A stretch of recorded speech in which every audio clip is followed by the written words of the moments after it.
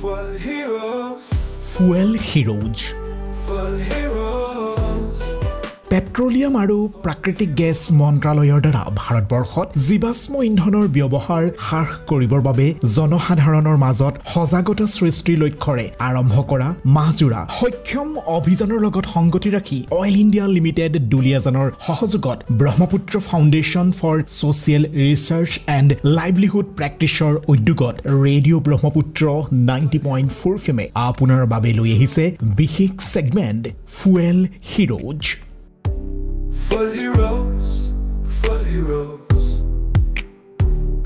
নমস্কাৰ আপুনি টিউন কৰিছে 90.4 FM ৰেডিঅ' ব্ৰহ্মপুত্ৰ আপোনাক ভাৰতৰ ফুয়েল হিৰোজৰ অন্য এটা খণ্ডলৈ স্বাগতম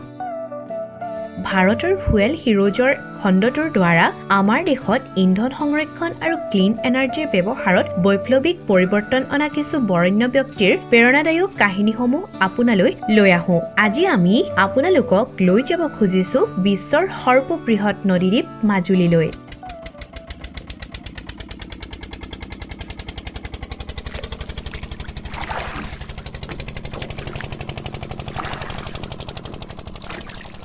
এই মাজুলীৰে এসময়ৰ এটা শুকান তৰু তৃণহীন অঞ্চলক এখন সুন্দৰ অৰণ্যলৈ ৰূপান্তৰ কৰা এগৰাকী বিশেষ ব্যক্তিৰ জীৱন কাহিনীৰ বিষয়ে কওঁ শুনক যাৰ অসাধাৰণ ব্যক্তিত্বই সমগ্ৰ বিশ্বকে অনুপ্ৰাণিত কৰিছে এইজন মহান ব্যক্তিয়ে হৈছে যাদৱ পায়েং যাক ফৰেষ্ট মেন অফ ইণ্ডিয়া বা ভাৰতৰ অৰণ্য মানৱ বুলিও জনা যায়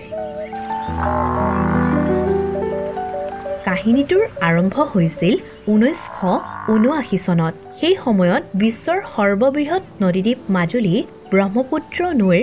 অবিৰাম খহনীয়াৰ ফলত ক্ষয় হ'ব ধৰিছিল সমগ্ৰ অঞ্চলটো তৰু তৃণহীন হৈ পৰিছিল সেই সময়তে 16 বছৰীয়া যাদৱ পায়েঙে নদীৰ পাৰেদি খোজকাঢ়ি গৈ থাকোঁতে কিছুমান হৃদয় বিদাৰক দৃশ্য দেখিছিল তেওঁ প্ৰখৰ ৰ'দত মৰি থকা শ সাপ দেখিছিল এই সাপবোৰ বানপানীত উটি আহিছিল আৰু বহু দূৰলৈকে সিঁচৰিত হৈ থকা খৰাং ভূমিৰ অত্যাধিক গৰমৰ বাবে এই সাপবোৰৰ মৃত্যু হৈছিল এই ঘটনাটো উপলব্ধি কৰাৰ মুহূৰ্তটোৰ পৰাই যাদৱ পায়েঙৰ জীৱন চিৰদিনৰ বাবে সলনি হৈ পৰিছিল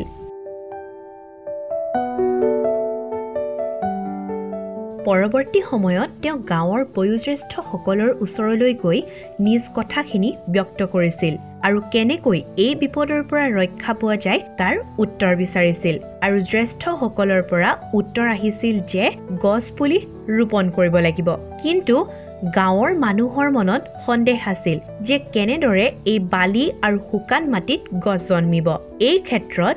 যাদৱ পায়েঙে কিছু চিন্তা ভাৱনা কৰি উপলব্ধি কৰিলে যে যদিহে আন লোকসকল গছপুলি ৰুবৰ বাবে আগুৱাই নাহে তেন্তে তেওঁ নিজেই গছ ৰোৱা আৰম্ভ কৰিব লাগিব সেয়েহে এদিন কেইটামান বাঁহৰ পুলি ৰোপণ কৰি তেওঁ অকলেই এই অভিযান আৰম্ভ কৰিছিল তেওঁৰ ওচৰত অত্যাধুনিক কোনো যন্ত্ৰ নাছিল কোনো চৰকাৰী সমৰ্থন আৰু সহায়ৰ হাত কেৱল তেওঁৰ চকুত আছিল ভৱিষ্যতৰ এক সপোন প্ৰত্যেক ৰাতিপুৱাই তেওঁ খোজকাঢ়ি গছপুলি ৰোপণ কৰিবলৈ গৈছিল তেওঁ ব্ৰহ্মপুত্ৰৰ পৰা পানী কঢ়িয়াই আনি গছ-গছনিবোৰত দিছিল জীৱ-জন্তুৰ পৰা ৰক্ষা কৰিছিল আৰু এইবোৰক নিজৰ সন্তানৰ দৰে লালন পালন কৰিছিল এনেদৰেই মাহ বছৰ আৰু দশক বাগৰিবলৈ ধৰিল গছ-গছনিবোৰ ডাঙৰ হৈ আহিল পিছলৈ তেওঁ অৰ্জুন ইউকেলিপটাছ ৰঙা চন্দন আদি ডাঙৰ গছবোৰো ৰোপণ কৰা আৰম্ভ কৰিলে প্ৰকৃতিও যেন তেওঁৰ প্ৰচেষ্টাক সঁহাৰি জনাবলৈ ধৰিলে বহু বছৰৰ পিছত 1300 একৰ মাটিত এখন সজীৱ অৰণ্য গঢ় লৈ উঠিল হাতী হৰিণ গড় বাঘ বিভিন্ন চৰাই আৰু কেতবোৰ বিলুপ্তপ্ৰায় প্ৰাণীৰ আশ্ৰয়স্থলী হৈ পৰিল এই অৰণ্যখন এজন মানুহে অকলেই 1000খন ফুটবল খেলপথাৰৰ সমান এখনি অৰণ্য সৃষ্টি কৰিলে সঁচাকৈ এইটো এক বিস্ময়কৰ কাহিনী নহয়নে আপুনি মই ভবাৰ দৰে তেওঁৰ যাত্ৰা কিন্তু সহজ নাছিল বানপানীয়ে বহু সময়ত তেওঁৰ গছবিলাক ধ্বংসও কৰিছিল মানুহে তেওঁৰ প্ৰচেষ্টাক উপহাস কৰিছিল আৰু চিকাৰীয়ে জন্তুবোৰ মাৰিবলৈও আহিছিল কিন্তু যাদৱ পায়েঙে প্ৰকৃতিৰ ৰক্ষক ৰূপে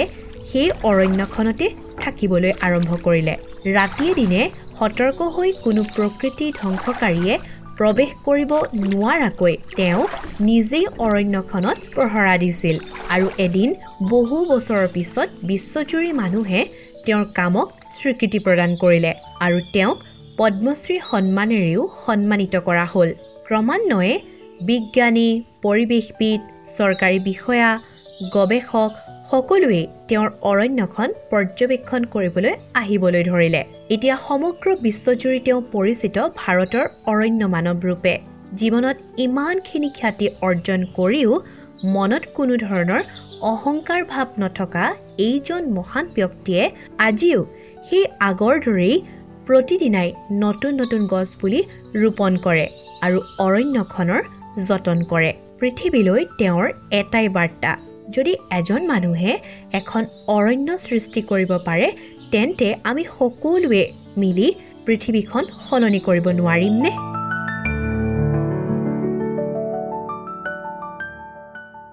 প্ৰিয় শ্ৰোতা বন্ধু, আজিৰ এই কাহিনীটোৱে আপোনালোকক অনুপ্ৰেৰণা যোগালেনে? গতিকে আহক গছ ৰোপণ কৰোঁ, ইন্ধন সংৰক্ষণ কৰোঁ, শক্তি সঞ্চয় কৰোঁ আৰু আমাৰ পৰিৱেশ সুৰক্ষিত কৰোঁ। যদি এজন অকলশৰীয়া মানুহে গোটেই দ্বীপটোৰ দৃশ্যপট সলনি কৰিব পাৰিছে তেন্তে আমিও আমাৰ কিছুমান সৰু সৰু প্ৰচেষ্টাৰে এক ডাঙৰ পৰিৱৰ্তন ঘটাব পাৰোঁ, নহয়নে? গতিকে আমি সকলোৱে যাদৱ পায়েঙৰ জীৱন কাহিনীৰ পৰা অনুপ্ৰেৰণা লওঁ আহক। এতিয়া এখন সেউজ পৃথিৱী গঢ়ি তোলা আমাৰ সকলোৰে কৰ্তব্য। গছ-গছনি ৰোপণ কৰক, ভৱিষ্যতৰ পৰিৱেশ সুৰক্ষিত কৰক।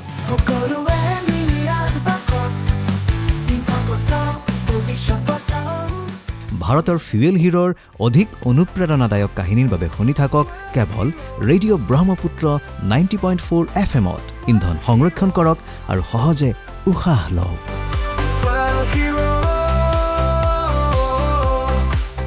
ফুৱেল হিৰোজ পেট্ৰলিয়াম আৰু প্ৰাকৃতিক গেছ মন্ত্ৰালয়ৰ দ্বাৰা ভাৰতবৰ্ষত জীৱাশ্ম ইন্ধনৰ ব্যৱহাৰ হ্ৰাস কৰিবৰ বাবে জনসাধাৰণৰ মাজত সজাগতা সৃষ্টিৰ লক্ষ্যৰে আৰম্ভ কৰা মাহজোৰা সক্ষম অভিযানৰ লগত সংগতি ৰাখি অইল ইণ্ডিয়া লিমিটেড দুলিয়াজানৰ সহযোগত Brahmaputra foundation for social research and livelihood প্ৰেক্টিছৰ উদ্যোগত ৰেডিঅ' ব্ৰহ্মপুত্ৰ 90.4 FM লৈ আহিলে এই বিশেষ ছেগমেণ্ট।